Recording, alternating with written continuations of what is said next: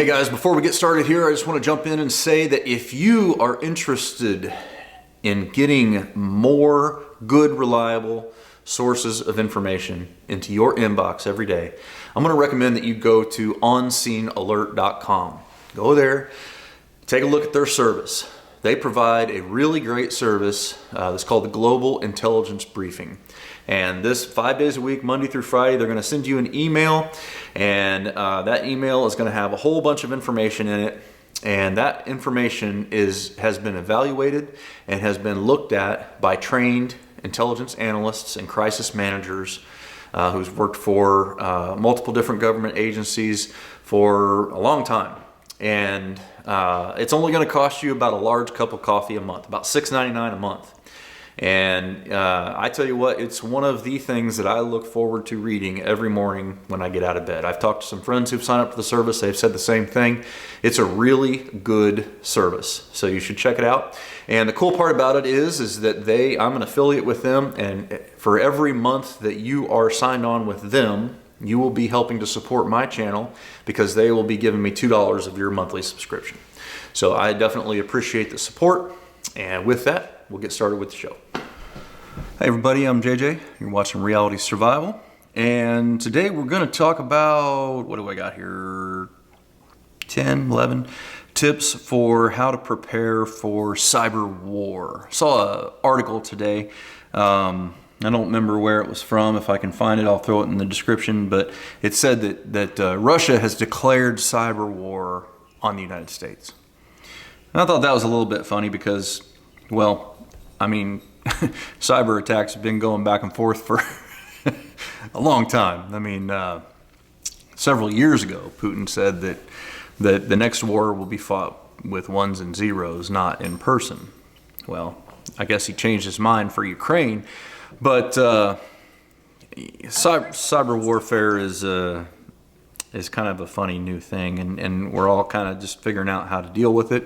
And so I'm just going to give you 10 tips of what I think it would be worth considering over the next few weeks to months or years, or however long this goes on. And really most of these are just plain good things to do anyway, not necessarily something that couldn't be done at normal times.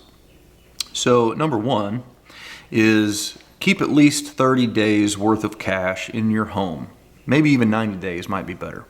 The reason I say that is because we've seen, according to multiple articles that are out there right now, an increase in attacks on the central banking systems, or the big banks here in the United States, like the 5 big banks.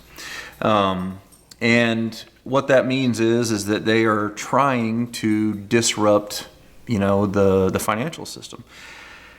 And if that happens, we could potentially see being locked out of our accounts if all of our money is tied up electronically in the banks and you don't have it physically. And it also could induce panic, where even if your bank wasn't attacked, other banks might see a run on them because people are afraid that their money will get tied up too. So you should beat the rush. Have some cash on hand. Number 2 is make sure that your computers are backed up to a hard drive that you physically hold regularly. And number 3, make sure that you have copies of all of your important documents downloaded to a thumb drive or a flash drive, and you have them printed out in your emergency binder. That's important. You should do that anyway, but make sure that you've got access to all your important documents and everything like that.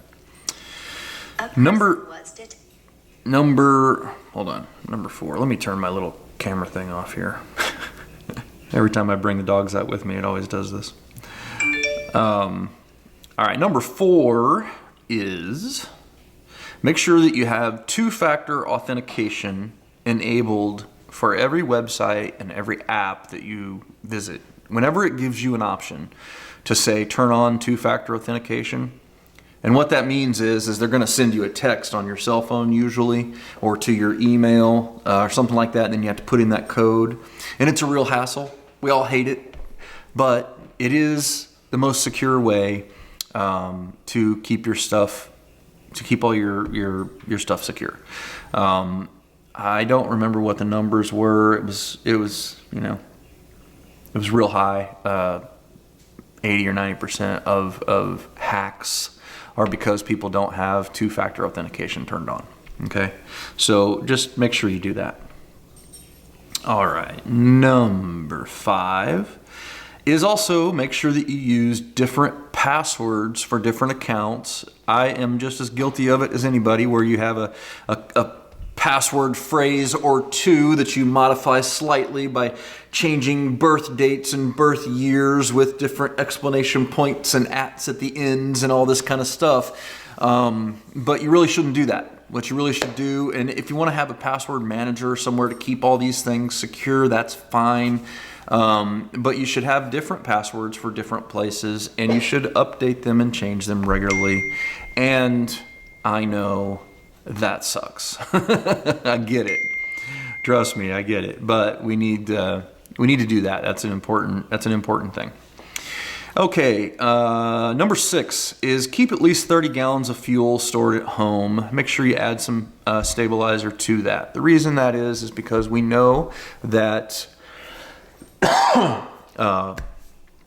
Russia or China or Iran or anybody who is attacking our cyber infrastructure is going to try to also affect the energy industry. And the reason they're going to do that is because it instills more chaos all the way across the board in all sectors of the economy. And so, just like they did with the Colonial Pipeline, it is very likely that they would try to shut those things down, to cause shortages, to cause panic, because oftentimes the panic is much worse than the actual shutdown. And if you have an extra 30 gallons at your house, you don't have to panic. You don't have to be in the lines of, all the craziness and all that kind of stuff. You can just be like, okay, well, I got enough to last me a couple of weeks, depending on what your commute is and what kind of vehicle you drive and all that kind of stuff. But, 30 gallons is a good rule of thumb. If you can have more, then definitely do more. If you can't have that much, then go with what you can. But get some stored up ahead of time. It just makes sense. Number 7, make sure your firewall on your computer, your PC, is turned on. And that's just as easy as it is. It just makes sense. If you don't have your security features on your computer turned on, then that's a problem. Also, number 8, make sure that your antivirus and your anti-malware software is all paid up and up to date and updated, and it's actively, reoccurringly running on a regular basis to check and see if there's any problems on your computer. Number 9, have an alternate power source ready to go in case of any power outages. Get your generator out, fuel it up, start it, let it run for a while, make sure it's producing electricity. If you've got solar panel or a solar setup, make sure that the batteries are charged and you got the battery or the panels and the cables and everything to charge it as well. Again, infrastructure is the main targets. Trying to take down electrical grids is something that is completely conceivable. Okay, all those systems are incorporated onto the web. They're not standalone systems anymore, and they could easily be hacked. They're not, indefensible or super great.